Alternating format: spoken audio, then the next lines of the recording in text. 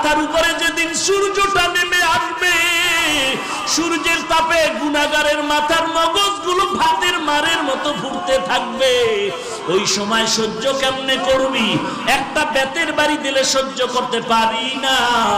যদি গুনাহগার হয়ে কবরে যায়, ফেরেশতাদের আঘাত কেমন করে সহ্য করব? চিন্তা ভাবনা করে দেখলাম দুনিয়ার সম্মান টাকা পয়সা কিছুই না। আজকে টুপির কারণে, দাড়ির কারণে না খাইয়ে আমরা কেউ মরি নাই, বরং আল্লাহ রাজকীয় হালে সম্মান দান করেছেন। ঠিক কিনা বলো? হাজী ইমদাদুল্লাহ মুহাজিরে মক্কি রহমাতুল্লাহ আলাইহি যত কিতাব খুলে দেখে কোনো লেখা নাই, সব সাদা সাদা সাদা। আবার সামনে কিতাব খুলে সাদা, কোনো লেখা নাই। এইভাবে করে করে করে করে কোনো কিতাবগুলোর